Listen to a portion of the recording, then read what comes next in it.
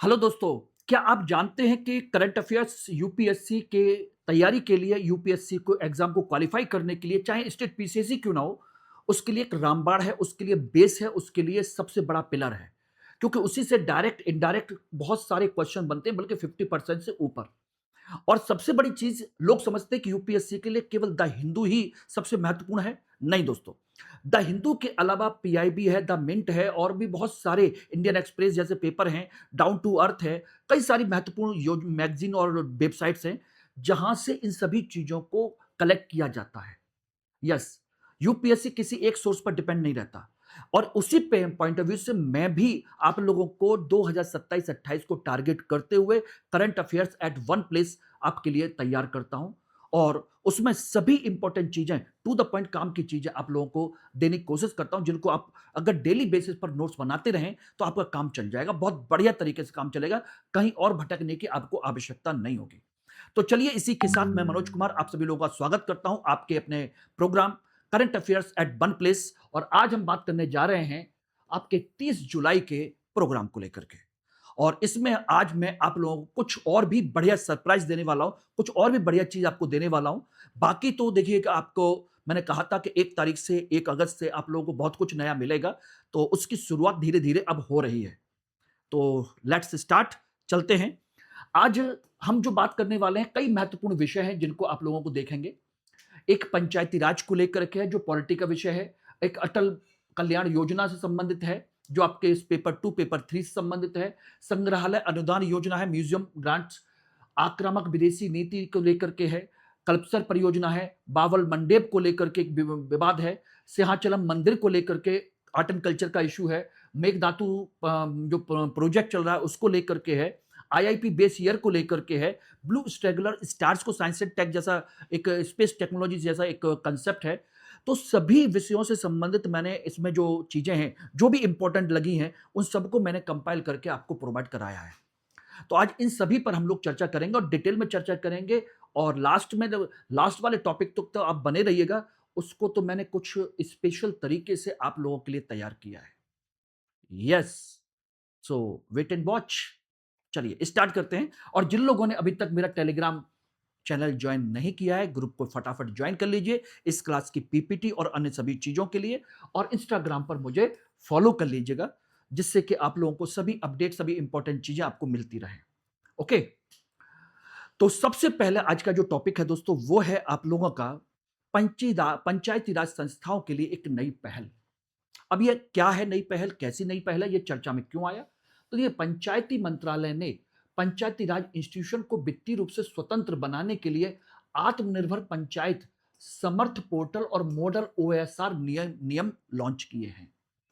तो एक ही Y in news में आपका सभी इंपॉर्टेंट पॉइंट क्लियर हो गए। ये ध्यान रखिएगा, एक ही न्यूज में क्या क्या पॉइंट क्लियर हो गए कि भाई, पहली बात तो यह है कि यह पहल किसने की है? पंचायत मंत्रालय ने की है। ठीक है ना? किसके लिए?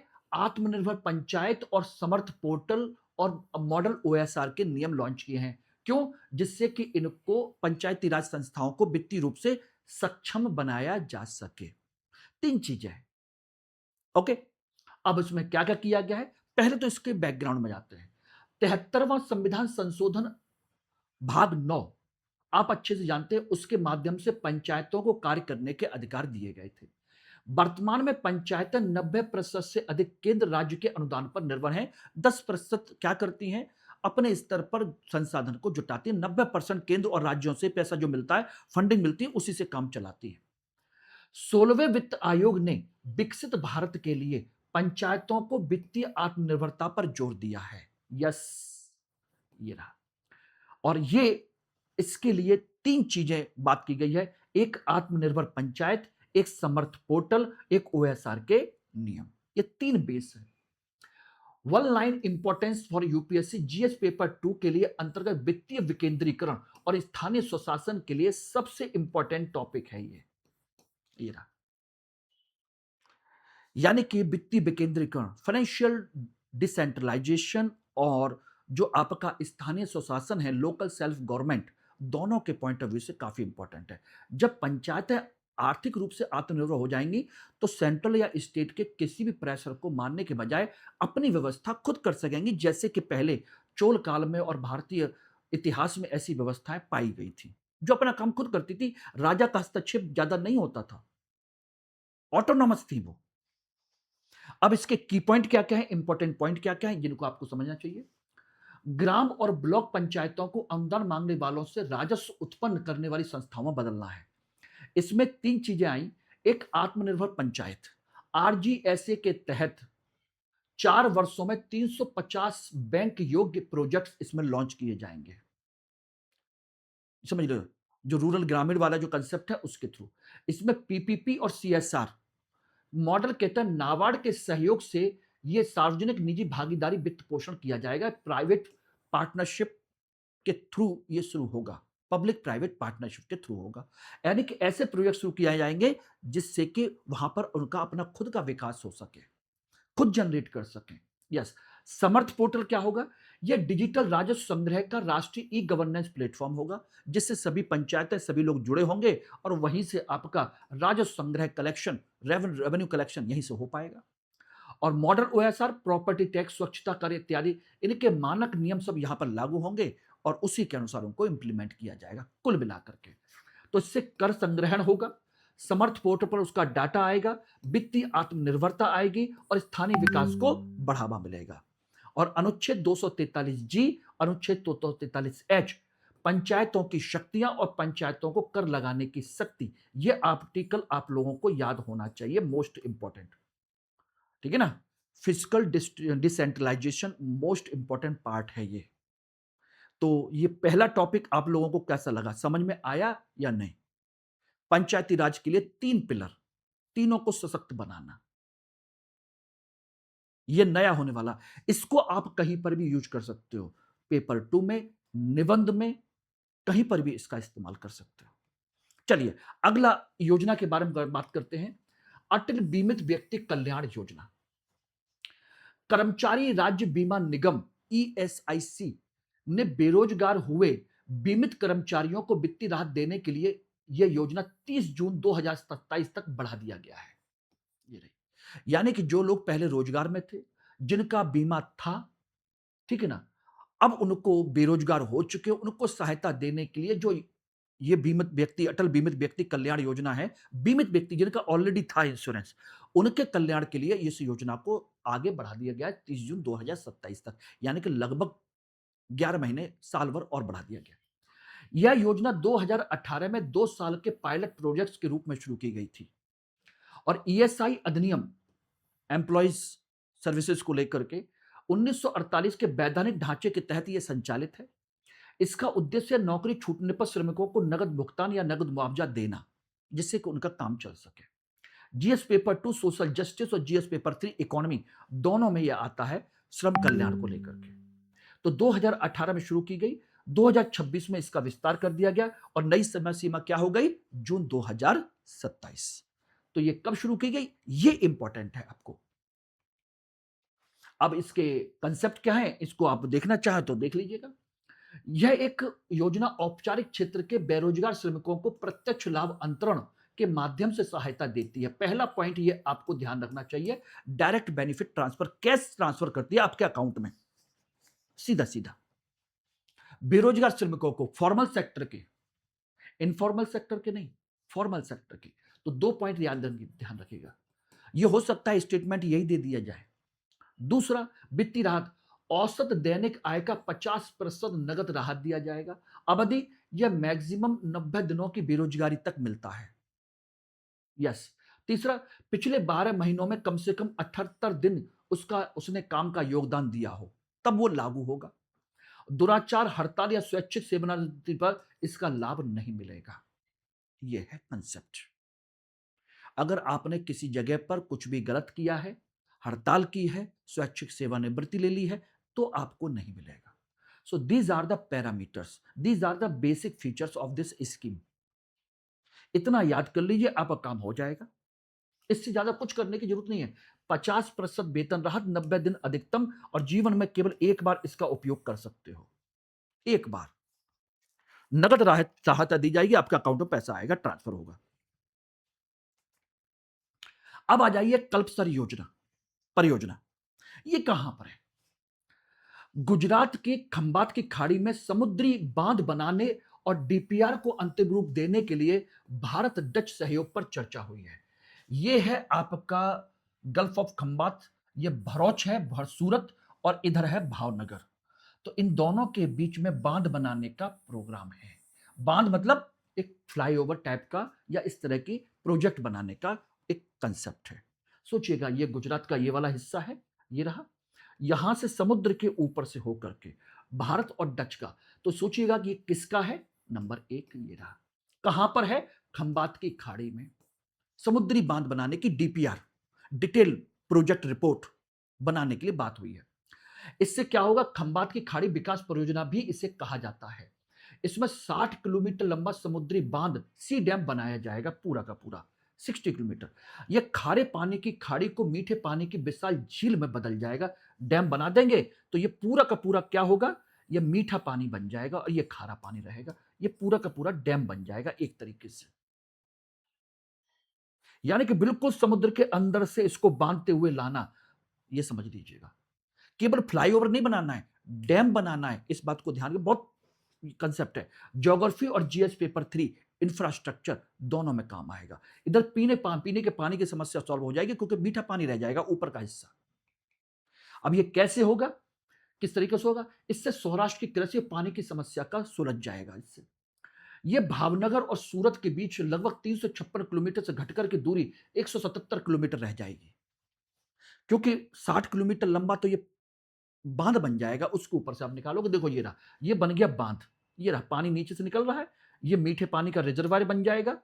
और यहां से आप आराम से हाईवे, रेलवे सब निकालिए इसके ऊपर से। ये समुद्र है, इधर मीठा पानी है, इधर समुद्र का खारा पानी रह जाएगा इस तरीके से। इससे क्या होगा? नर्मदा, साबरमती और माही नदियों का मीठा पानी यहां पर जमा होता रहेगा।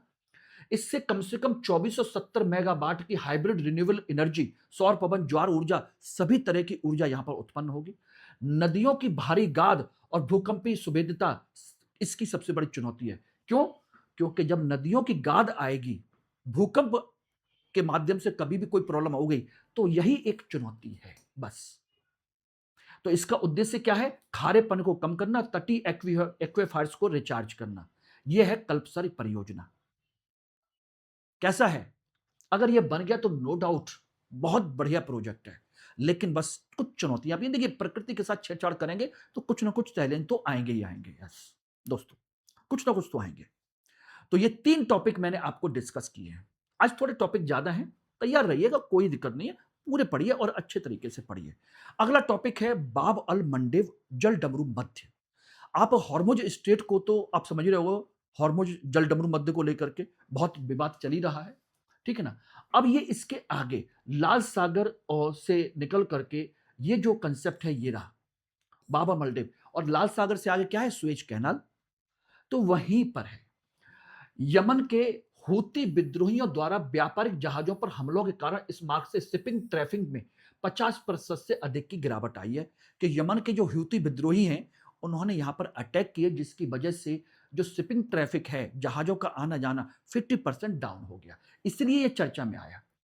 अब बात आती है बाबल मंडेब का अरबी भाषा में अर्थ क्या है? आंसुओं का द्वार कहते हैं, गेट ऑफ टीयर्स। इसको याद कर लिए कि निम्न में से आंसुओं का द्वार किसे कहा जाता है, अगर ये क्वेश्चन बन गया तो। दूसरा, यह लाल सागर को अदन की खाड़ी से जोड़ता है। नंबर 2। नंबर 3, ये एशिया और अफ्रीका के बीच स्थित है। इधर अफ्रीका है और इधर एशिया है। तो एक तरफ इरिट्रिया ये रहा और जिबूती, ये दोनों आपके ये कनेक्ट हैं, ठीक है ना। और दूसरी तरफ यमन है एशिया का। तो दोनों अफ्रीका एशिया दोनों को कनेक्ट करता है ये रहा। तो इस तरीके से जीएस पेपर 1 ज्योग्राफी और जीएस पेपर 2 आईआर दोनों में बड़ा महत्वपूर्ण रोल है। अब बात आती है जलमार्ग वैश्विक आपूर्ति श्रृंखला और ऊर्जा सुरक्षा की कैसे धमनी है। दुनिया के कुल व्यापार का लगभग 10 से 12% इसी से होता है। यस, 10 से 12% टोटल वर्ल्ड ट्रेड का इसी से आना जाना है। यूरोप अमेरिका को कच्चे तेल और एलएनजी की आपूर्ति इसी के माध्यम से होती है। यूरोप और अमेरिका को यहीं से होकर के, अफ्रीका से होकर के ये इस तरीके से जाती है, या यहां से इस तरह से होते हुए यहां तक जाती है। तो यूरोप के लिए या इधर से होकर के इधर से आपकी जाती है। अगर ये बंद हो जाए तो सोचिए इधर से आना जाना बिल्कुल बंद हो जाएगा, दोनों रास्ते बंद हो जाएंगे। यमन यह द्वीप जल डमरू मध्य को दो शिपिंग चैनलों में बांटता है, पेरेम द्वीप। यहां पर एक छोटा सा एक द्वीप है, पेरेम द्वीप, दो भागों में डिवाइड कर देता है। वैकल्पिक मार्ग, खतरे के कारण जहाजों को केप ऑफ गुड होप होकर के जाना पड़ा, जिसमें 10 से 14 दिन का अतिरिक्त समय लग रहा है। अब इसकी वजह से क्या हो रहा है कि यहां से होकर के जाना पड़ रहा है एक्स्ट्रा होते हुए। यह है केप ऑफ गुड होप। उत्तमासा अंतरिक्ष, वार्थोलोम्यू डियाज, इतिहास में पढ़ा ना, जिसने सबसे पहले इसकी खोज की थी, यही है। यहीं से होकर के आपका पुर्तगाली यात्री वास्को डिगामा आया था, यहां से होकर के, और यहां पर स्टे किया। उसके बाद मेडागास्कर, मेडागास्कर से इंडिया, कालीकट जमोरिन पहुंच गया था। यह वही क्षेत्र था। तो जिबूती में अमेरिका, चीन और फ्रांस के सैन्य अड्डे की मौजूदगी इसे अत्यधिक भू राजनीतिक बना देते हैं जिबूती में। यह एक बहुत बड़ा कारण है कि अमेरिका, चीन और फ्रांस के सैनिक अड्डे हैं, और इस समय अटैक चल ही रहा है तो उसका इफेक्ट पड़ रहा है। तो यह एक कंसेप्ट है जिसको आपको हमको समझ लेना चाहिए। चलिए, एक अगला टॉपिक है ब्लू स्ट्रैगलर्स स्टार। स्टार ये रहा, ब्लू स्ट्रैगलर स्टार।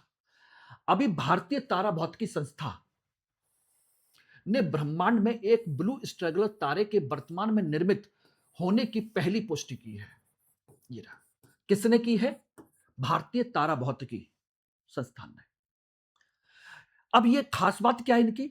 ये तारे अपने क्लस्टर के अन्य तारों की तुलना में अधिक गर्म, नीले और विशाल होते हैं, बाकी अन्य तारों की तुलना में। हो सकता है कि यही आपसे इंपॉर्टेंट तरीके से पूछ लिया जाए, ऑप्शन के तौर पर पूछ लिया जाए। सामान्य सिद्धांत के अनुसार इतने विशाल तारों को बहुत पहले नष्ट हो जाना चाहिए था, लेकिन फिर भी ये बने हुए हैं।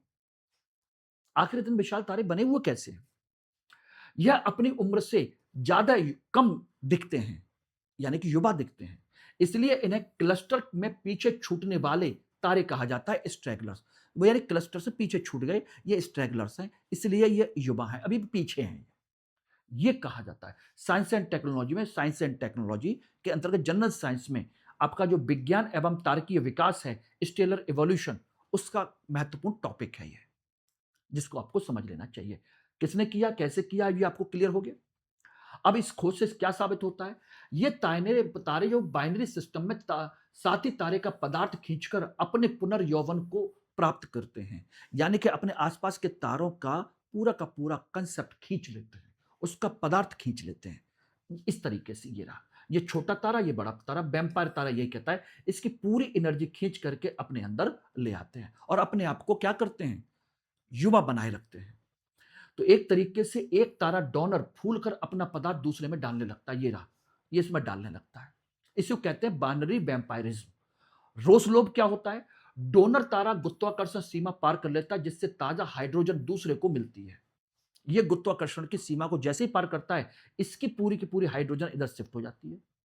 भारतीय खोज सिस्टम टीआईसी 3275 46 480 में तारे को बहुत तेज गति से घूमते हुए और एक्स-रे छोड़ते हुए देखा गया। यही उन्होंने चेक किया था। अन्य तरीका, घने क्लस्टर में दो तारों की सीधी टक्कर से भी नया तारा बन सकता है। अब आप इनको देख लीजिएगा, पहले इतना तैयार कर लीजिए।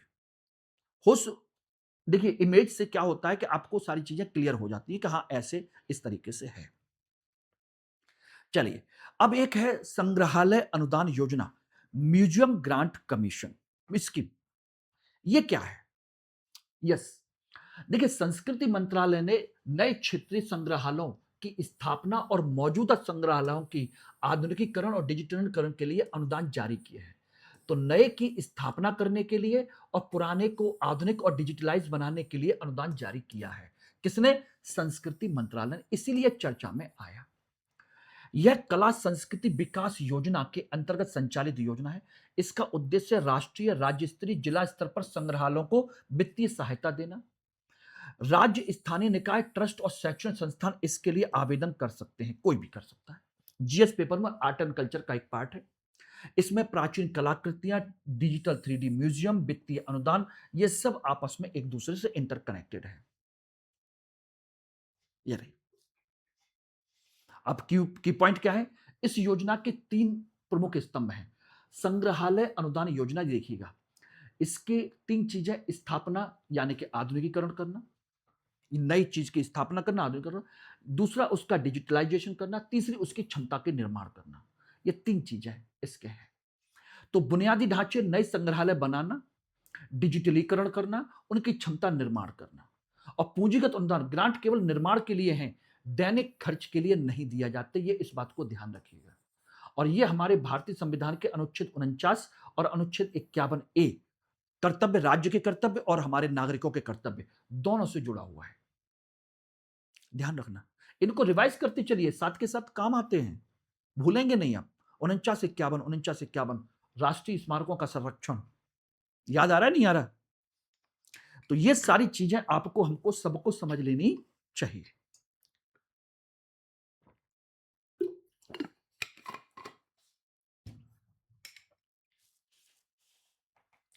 चलिए, अब एक टॉपिक है आक्रामक विदेशी प्रजातियां, इन्वेसिव एलियंस स्पीसीज पर एक समिति बनाई गई है। यानी फूल पौधों से लेकर के तमाम तरह की जो विदेशी प्रजातियां आती हैं, हमारे यहाँ पूरा का पूरा सिस्टम को कैप्चर कर लेती हैं, खराब कर देती हैं हमारे इकोसिस्टम को, उनको लेकर के एक कमेटी बनाई गई है। किसने बनाई है? राष्ट्रीय जैव विविधता प्राधिकरण ने एनजीटी के निर्देश पर, नेशनल ग्रीन ट्रिब्यूनल के निर्देश पर, विदेशी प्रजातियों के प्रबंधन के लिए एक विशेषज्ञ समिति का गठन किया है। भाई इनका प्रबंधन कैसे किया जाए, हटाया जाए या कैसे किया जाए? तो ये गैर स्थानीय प्रजातियां प्राकृतिक आवास के बाहर फैलकर पर्यावरण को नष्ट कर देती हैं, जैसे लैंटाना कैमरा। ये रही लैंटाना कैमरा, बड़ी अच्छी दिखती हैं, बड़ी सुंदर दिखती हैं, इससे तितलियां आकर्षित होती हैं, मधुमक्खियां भी आकर्षित होती हैं। मैंने एक जगह पढ़ा था कि इनकी वजह से बहुत सारी, एक पार्क में बहुत सारी तितलियां आज सर्वाइव कर रही हैं, क्योंकि वहां की प्राकृतिक आवास खत्म हो चुका है, इन्होंने उनको बचा के रखा है। दूसरी आपकी जलकुंभी, ये रही। आप जानते हो पूरे के पूरे एक बार तालाब में चली जाए तो उसको निकालना बड़ा मुश्किल पड़ जाता है, पूरा सिस्टम, इकोसिस्टम खराब कर देती है, वहां जीव जंतु नहीं पल पाते। तीसरी गाजर, गाजर घास है, पार्थेरियम। तो ये जो चीजें हैं, इनको आपको कंट्रोल करना है, इनका प्रबंधन करना है। इस समिति 2 साल में उच्च जोखिम प्रजातियों की राष्ट्रीय सूची तैयार करेगी कि कितनी प्रजातियां भारत में मौजूद हैं, क्या क्या है। अब इसके की पॉइंट क्या है? इन प्रजातियों का प्रसार रोकना पारिस्थितिकी संतुलन के लिए अनिवार्य है। जैव विविधता अधिनियम 2002, याद रखिएगा, इंपॉर्टेंट है कि जैव विविधता अधिनियम किस वर्ष पारित किया गया था? 2002 में। धारा 13 एनबीए को विदेशी प्रजातियों पर केंद्र को सलाह देने का अधिकार देती है। यस, एनबीए को। वन्य जीव संरक्षण अधिनियम 1972, 2022 का संशोधन केंद्र को इनके व्यापार पर रोक लगाने का अधिकार देता है। वैश्विक प्रतिबद्धता, कुनमिंग मॉन्ट्रियल फ्रेमवर्क, इसको याद कर लीजिएगा, मोर इंपॉर्टेंट है। टारगेट 6 का लक्ष्य है 2030 तक इसकी प्रसार दर 50% कम करना। किसका? जो एक देश से दूसरे देश में प्रसार होता है उसको कम करना। एनबीए की भूमिका क्या है? एक्सेस एंड बेनिफिट शेयरिंग को विनियमित करने वाली एक वैधानिक संस्था है। ध्यान रखना, राष्ट्रीय जैव विविधता प्राधिकरण, नेशनल बायोडायवर्सिटी अथॉरिटी, ये रही एनबीए। तो ये पूरे के पूरे सिस्टम को रेगुलेट करने वाली एक लीगल स्टैट्यूटरी बॉडी है, ध्यान रखिएगा। तो ये पॉइंट क्लियर हो गया। विदेशी प्रजातियों का प्रवेश होता है, वो देसी प्रजातियों को नुकसान करती हैं और पारिस्थितिक असंतुलन पैदा कर देती हैं। यह है। अब एक हिस्ट्री एंड कल्चर का एक टॉपिक और भी है, सिंहाचलम मंदिर और गिरि प्रदक्षिणा। सिंहाचलम मंदिर और गिरि प्रदक्षिणा। आंध्र प्रदेश के विशाखापट्टनम में श्री बरहा लक्ष्मी नरसिंह स्वामी मंदिर का वार्षिक गिरि प्रदक्षिणा में लाखों श्रद्धालुओं ने भाग लिया। तो पहला क्वेश्चन तो यही है कि श्री बरहा लक्ष्मी नरसिंह स्वामी मंदिर कहां पर है? गिरि प्रदक्षिणा कहां आयोजित की जाती है? आंध्र प्रदेश के विशाखापट्टनम में।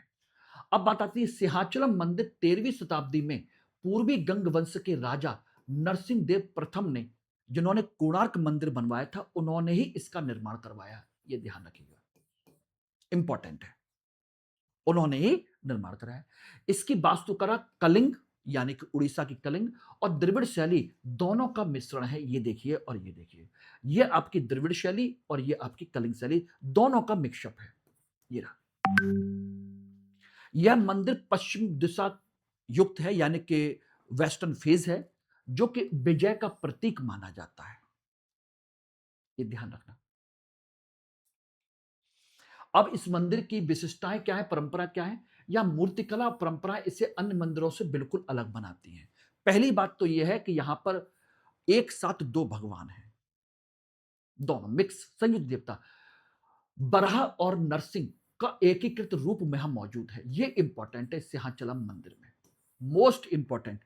ऐसा कौन सा मंदिर है जहां पर संयुक्त देवता की अवधारणा है, बराह और नरसिंह दोनों का संयुक्त रूप है? ठीक है ना, ध्यान रखना। इसके देवता लगभग साल में 364 दिन चंदन की मोटी परत से ढके हुए रहते हैं, शिवलिंग के आकार में चंदन का ऊपर पूरा लेप रहता है, ढके हुए रहते हैं, किसी को दिखाई नहीं देते। ये समझ लीजिए 364 दिन। केवल एक दिन निजु अक्षय तृतीया को केवल 12 घंटे के लिए असली रूप में दर्शन होते हैं। उस चंदन को हटाया जाता है, फिर सबको दिखाया जाता है, सब देख सकते हैं मात्र 12 घंटे के लिए। इसीलिए लाखों श्रद्धालु वहां पर आते हैं। यहां चोल चालुक्य विजयनगर कृष्णदेवराय के 250 से ज्यादा शिलालेख हैं इसमें, यहां पर। तो यह कलिंग और तटीय आंध्र प्रदेश की समृद्ध राजनीतिक इतिहास का जीवंत प्रमाण है, और यह भारतीय कला, वास्तुकला, धार्मिक विश्वासों का सांस्कृतिक प्रतीक है, मिश्रण का प्रतीक है। अब बताइए, इससे आपको कुछ मिला कि नहीं मिला? क्यों भाई? चलिए, अगला पांच करते हैं, एक मेकेदातु संतुलन जलाशय, बैलेंसिंग रिजर्वायर। ये आप इस समय देख रहे होंगे कि दो राज्यों के बीच में एक बहुत बड़ा विवाद चल रहा है। तमिलनाडु के सीएम ने कावेरी नदी पर कर्नाटक के प्रस्तावित मेकेदातु प्रोजेक्ट को रोकने के लिए केंद्र से हस्तक्षेप की मांग की है। ये रहे, ये है आपका तमिलनाडु, ये रहा, और ऊपर है कर्नाटक, और ये है आपके मेकेदातु परियोजना। ठीक है ना? तो इसका कर्नाटक बनाना चाहता है मेकेदातु प्रोजेक्ट को, जिसको आपके तमिलनाडु के सीएम रोकना चाहते हैं, क्योंकि इससे उनके पानी की कमी हो सकती है। यह कर्नाटक में कावेरी और अर्कावती नदियों के संगम पर स्थित एक गहरा गॉर्ज होगा। अर्कावती, ये रही अर्कावती नदी, और उसके संगम पर होगा, कावेरी और अर्कावती के संगम पर। ध्यान रखना, मोस्ट इंपॉर्टेंट। बेंगलुरु के लिए पीने के पानी और 400 मेगावाट की जल विद्युत परियोजना होगी। इसके माध्यम से बेंगलुरु को बिजली मिलेगी, पानी मिलेगा। लेकिन सुप्रीम कोर्ट के 2018 के फैसले में निचले राज्य की सहमति के बिना बांध बनाने की स्पष्ट मनाही न होना, यह विवाद का कारण है कि भाई निचले राज्य सहमत नहीं है, उसके सहमति के बिना बांध नहीं बनाया जा सकता, इसकी कोई मनाही नहीं थी। इसलिए कर्नाटक ने इसको बनाना शुरू किया, लेकिन सीएम अब इसको रोकना चाहते, तमिलनाडु को सीएम रोकना चाहते हैं, इसलिए यह विवाद आया था। अब यह परियोजना जल बंटवारे के नियमों, पारिस्थितिक संतुलन के बीच एक बड़ा टकराव है। संविधान का अनुच्छेद 262 जल विवाद और 7वीं अनुसूची 17 वर्सेस यूनियन एंट्री लिस्ट 56 दोनों के बीच का एक, कहा जाए कि लीगल क्लॉज है, कॉन्स्टिट्यूशनल क्लॉज है। जल विवादों को सुलझाने के लिए कानूनी आदेशों से अधिक सहकारी संघवाद आवश्यक है। कि भाई जरूरी नहीं है कि इसके लिए सुप्रीम कोर्ट या केंद्र सरकार कुछ करे, आपस में मिलकर भी कर सकते हैं, वो सबसे बढ़िया तर्क है। बात है, कर्नाटक कहता है कि यह संतुलन जलाशय जो बाढ़ का पानी रोकेगा, बाढ़ का पानी रोकेगा, जो बाढ़ आती है। बाकी कावेरी नदी के पानी का जो नेचुरल फ्लो है उसको नहीं रोकेगा। सूखे के समय तमिलनाडु को नियंत्रित पानी देने में मदद करेगा। भाई उसको पानी की जरूरत है, आपको हम पानी देंगे इसके माध्यम से। बेंगलुरु की पेयजल समस्या सॉल्व हो जाएगी। लेकिन तमिलनाडु को डर है कि ऊपरी राज्य निचले राज्य की सहमति के बिना पानी नहीं रोक सकता। कैसे रोक सकता है? दूसरा, कावेरी डेल्टा में कुरुबई धान की फसल का चक्र बिगड़ जाएगा। इससे पानी कमी हो गई तो जो कुरुबई धान होता है, यह ध्यान रखिएगा, उसका चक्र बिगड़ जाएगा। और कावेरी वन्यजीव अभयारण्य का 4900 हेक्टेयर का जंगल डूब जाएगा इसकी वजह से।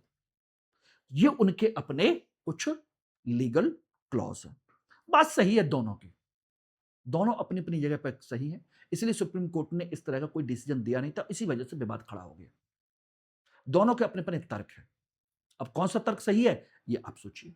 आप बताइएगा, कमेंट सेक्शन में बताइएगा जरूर कि कौन ज्यादा सही है।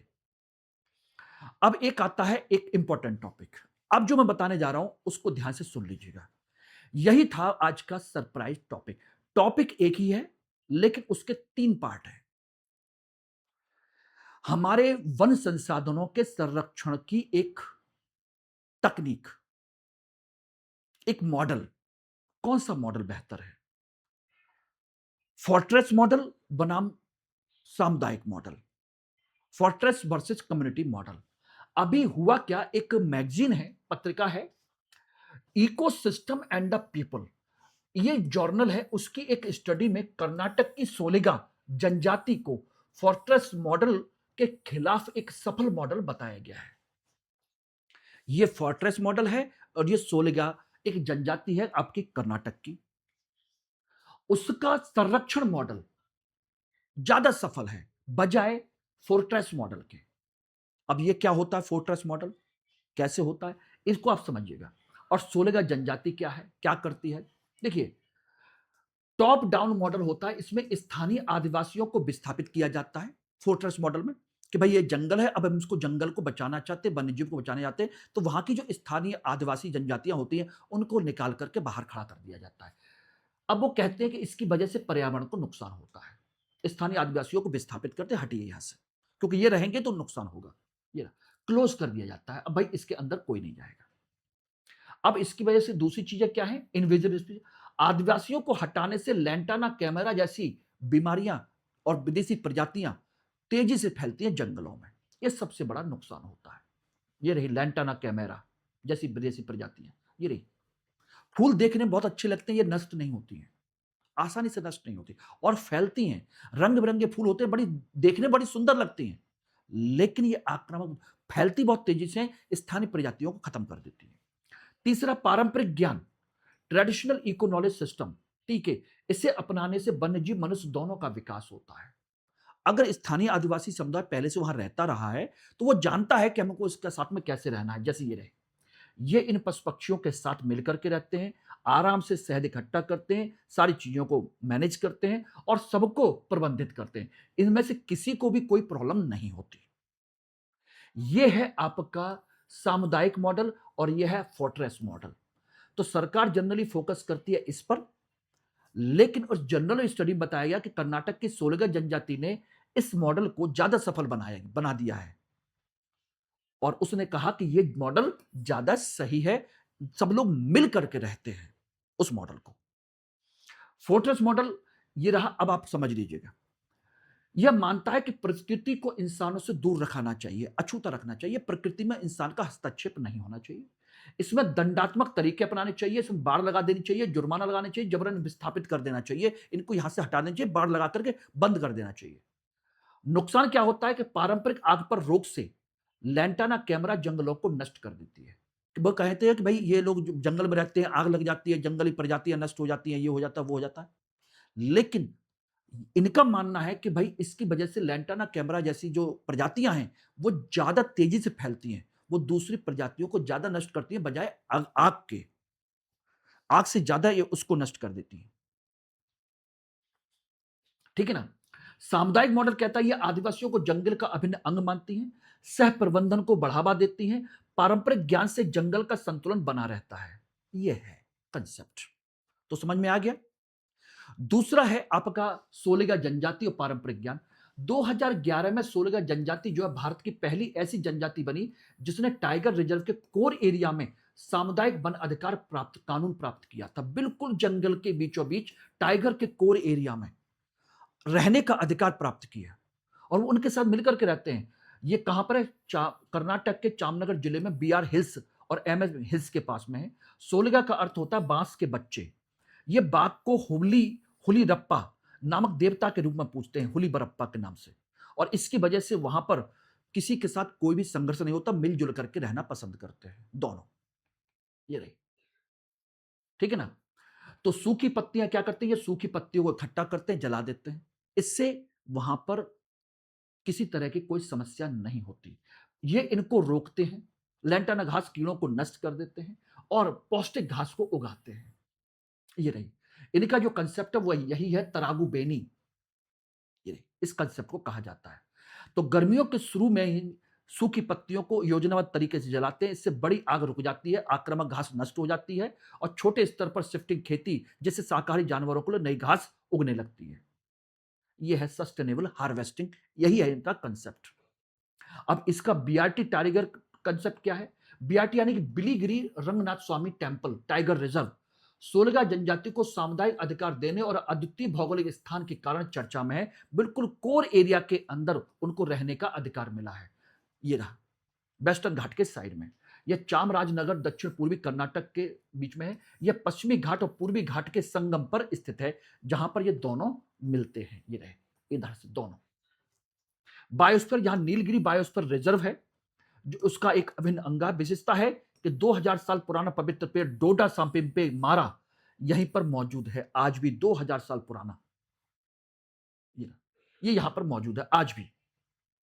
तो नाम याद कर लीजिए कौन सा है 2000 साल पुराना। डोडा संपिंगे मारा एक वृक्ष है, 2000 साल पुराना है, आज भी मौजूद है। तो कानून अधिकार, भारतीय कानून वन अधिकार अधिनियम 2006, उसकी धारा 3 और 31 सेक्शन 3(1) समुदायों को वन संसाधनों के संरक्षण, प्रजनन और प्रबंधन का अधिकार देती है। ग्राम सभा की शक्ति धारा 6 के अनुसार अधिकारों के निर्धारण की प्रक्रिया शुरू करने का अधिकार ग्राम सभा को है। बीआरटी की उपलब्धि 2011 में बीआरटी के कोर एरिया में इनको कानूनी मान्यता मिली है और स्थानीय लोग अब संरक्षण नीतियों के भागीदार हैं, ना कि अतिक्रमणकारी। अब इस तरीके से आप देख सकते हो कुल मिलाकर के। तो अब आपको समझ में आ गया होगा। बाकी एक आईआईपी वाला ये मैं ऑलरेडी आप लोग करा चुका हूं, इसलिए मैं यहां पर दोबारा नहीं करा रहा। मैं आपको पीपीटी के साथ दे रहा हूं, इसकी टेंशन मत लीजिएगा। ऑलरेडी मैं करा चुका हूं नया base year IIP index of industrial production का, इसलिए कोई चर्चा वाली परेशानी वाली बात तो नहीं है। तो अब बताइए आज की क्लास आप लोगों को कैसी लगी। इंपॉर्टेंट है, कई सारे डायमेंशन क्लियर हुए कि नहीं हुए, सारी चीजें हुई कि नहीं हुई, और इन सबको नोट कर लीजिएगा। धन्यवाद।